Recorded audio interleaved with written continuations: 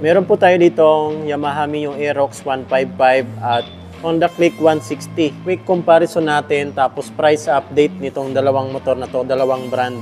Magandang bumili ngayon ng Honda Click 160 kasi meron po kayong less 4,000 pesos. Sa 3 years, 36 months ay 4,337. Yan po yung pinagkaiba nila sa 3 years na installment.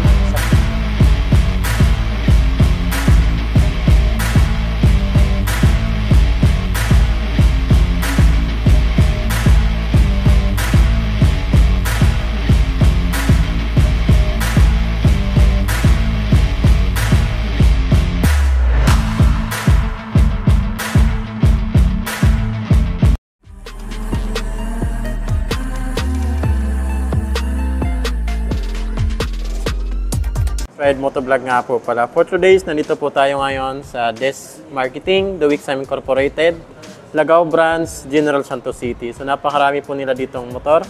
Meron po tayo ditong Yamaha Mio Aerox 155 at Honda Click 160. So dalawang kulay po yung available nila dito ng Honda Click 160. Isang matte black, matte white, at sa Mio Aerox naman meron tayo ditong matte gray tapos glossy blue.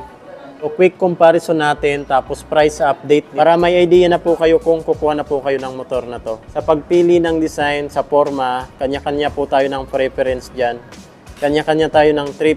Parehas po ito malupit. Yan yung mga headlight nila. Ang pormahan ng mga mukha nila sa harapan. Pare-parehas po sila muscular, sporty looks. Honda Click 160. Ganda rin ang head niya dito. Marami siyang design. At dito naman meron pa siya ditong visor. Hindi pa kasi nalagay. Aerox 155. Tapos dito mas brusco siya dito. Ayan, mas nakaangat siya dito. Unlike dito kay Honda Click 160 na pabugsok siya yung design niya. Parehas po sila sporty looks tapos muscular. Ang pinagkaiba lang nitong Honda Click natin, yung signal light niya nasa taas po. Ayan, ito po yung signal light niya. Unlike dito kay Mio Aerox 155 na nasa baba po yung signal light niya. Sa headlight, ayan, parehas po sila naka-LED. Parehas po sila may kanya-kanyang magagandang design. Daytime running lights kay Mio Aerox, dito po siya banda. Ganda rin ang pagkaka-design niya. Lahat po ito naka-LED na rin po. Honda Click 160 natin, unique din yung design niya. Dito po yung DRL niya. Diretso po siya dito. Honda Click 160, so ito po yung white niya. So sa busina nito, dito po yung busina niya. Dito rin po yung sa Honda Click 160. Suspension nito sa harapan, paras po sila may kaliitan. Same lang po sila ng size pagdating sa suspension dito sa harapan. Maganda rin po yung design ng front fender nila, parehas. Mas malapad lang itong sa Honda Click 160. Yan o. Mas malapad lang tingnan. Pagdating naman po sa size ng gulong nila, si Aerox 155, 110 by 80, 14 inches po yung laki ng mags niya. Dito naman sa Honda Click 160 natin, 100 by 80, 14 inches din po yung laki ng mags nito. Mas lamang po ito ng laki kasi 110, ito 100. Mas pulido yung design ng gulong niya sa Aerox natin. Tapos dito naman sa Click 160 natin, okay lang din naman. Pero mas manipis lang po ito. Sa braking system naman po nito, Yamaha Aerox Click 160. Parehas po sila hydraulic disc brake, naka single pot piston caliper. Ayan po. Parehas lang po sila. So dito naman po tayo sa instrument panel gauge. Parehas po ito naka-digital yung mga panel gauge nila. Mas manipis lang yung kay Honda Click 160. Mas malapad naman yung kay Mio Aerox. Dito sa Mio Aerox, ang menu ng niya, panel gauge dito po. Dito naman sa Click 160, dito naman. Dito po kayo magsiselect. Then sa left side, high beam, low beam, horn, turn signal light. Ito naman sa Mio Aerox natin, dito po yung high beam, low beam niya, turn signal light at horn niya. Right side naman po nito parehas. Honda Click 160, nandito naman po yung idling system at electric start. Mio Aerox naman, meron po sa dito hazard switch, electric start. Sa design mga idol, mas malaki lang tong sa Mio Aerox natin. Naman sa Honda Click 160 natin, kailangan pa natin buksan yung upuan bago natin makita yung gas tank niya. So doon po tayo nagpapagas dito sa ilalim ng upuan. Aerox kasi natin dito na lang po sa harapan. Para sa akin, legroom po yung gusto ko. Marami po tayong malalagay dyan. Kung praktikalan, dito ako sa Click 160 kasi may legroom siya. Okay lang din naman sa akin kung dito yung gas tank niya sa mga features naman nito. Sa Click 160, meron po sa ditong pocket. Pwede po kayo dito mag-charge ng cellphone. May charging port na po siya dito. Naman sa bandang kanan, malalim na bulsa-bulsa. Tapos malapad din po siya. Sa Mio Aerox naman natin, meron din po sa ditong, ayan o, mababaw lang po siya. Dito po tayo magcha-charge ng cellphone. Meron po sa ditong power outlet. Ayan o, medyo ano lang, madilim. Yung bulsa-bulsa nun, pailalim. So ito naman, medyo pa ganun. Kailangan mo talagang saraduhan agad para hindi mahulog yung gamit mo. Mas convenient naman kung magpapagas tayo dito sa Mio Aerox. Yung advantage sa kanya. Pagdating naman po dito sa upuan niya, siyempre mas maganda tong sa Mio Aerox. Ganda ng pagkaka-design. Hindi sa madulas, magaspang po siya. Mas malambot din po siya. So dito naman sa Click 160 natin, malambot tapos malapad. Pero medyo madulas lang to. Sa tail light saka brake light naman nito. So itong Click 160 natin, meron pa sang grab bar dito na makapal.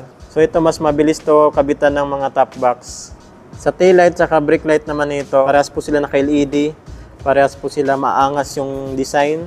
Yan, matutulis. Mas futuristic yung design ni Mio Aerox. Click 160 naman natin, malapad. Tapos maganda rin po siya kasi mas bold. So sa tail light saka brake light, parehas po sila maangas. Parehas po ito naka-LED na, yung tail light saka brake light niya. Ay naka-LED na po yan.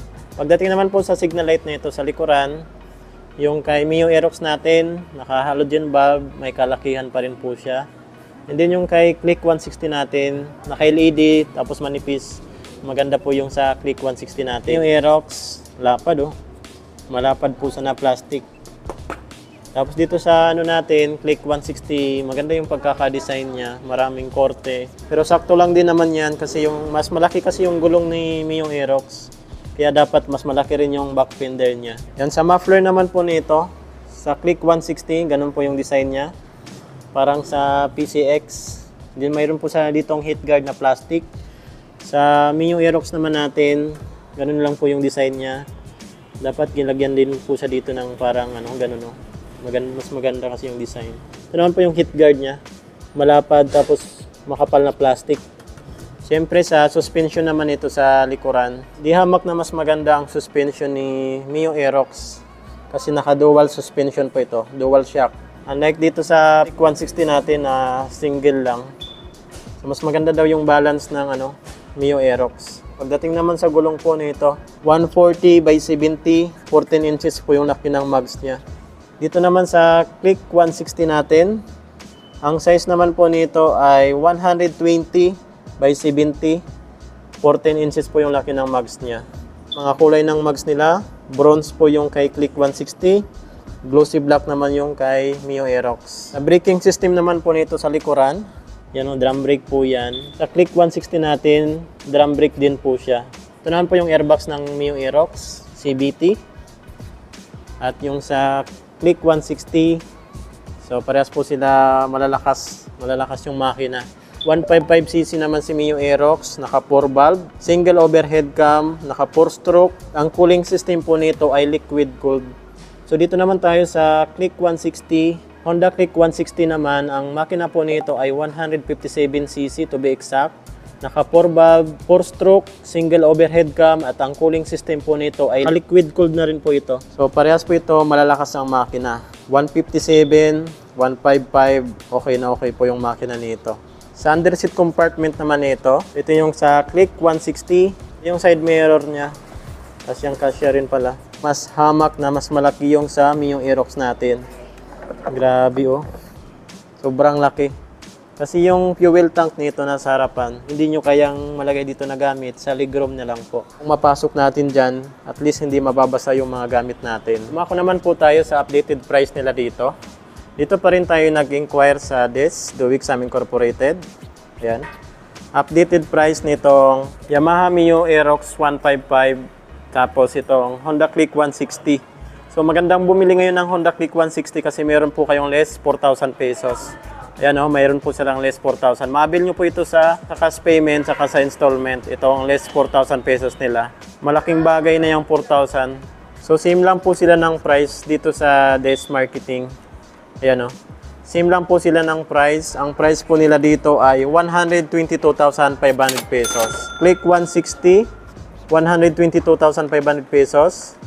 Mio Aerox 155, 122,500 pesos. So same lang po talaga sila ng price. Alamin naman po natin yung updated installment nila dito. So mag-start po tayo sa minimum down payment nila. So sa Mio Aerox standard version ay 13,000. Minimum down payment niya ay 13,000. Sa Click 160 naman ay 10,000. Mas mura yung down payment ni Click 160. Sa monthly installment naman po nila dito, sa Mio Aerox natin, 1 year, 12 months ay 11,375. Click 160, 1 year, 12 months, 11,745. So di hamak na mas malaki yung monthly niya. Kasi mas mura kasi yung down payment. Basta kasi mas mura yung down payment, babawiin naman yan sa monthly. Sa 24 months, 2 years, 6,688. Ayan, dito naman sa Click 160 natin. 24 months, 2 years, 6,975. 36 months, 3 years ay 5,125. Sa Click 160 naman natin ay 5,384. So di hamak na mas malaki yung installment ni Click 160 kasi mas maliit po kasi yung down payment nyo. So ito rebates pa yan ng 200 pesos. So ito mga 4,900 plus na lang to. So ito naman mga 5,100 plus na lang to kasi rebates pa man ng 200 pesos kung maaga po tayo magbayad.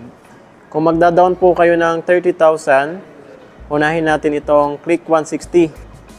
Ayan, Click 160 unahin natin. 30,000 na down payment. Ang 1 year na lang po nito ay 9,729. Ayan, 1 year, 9,729.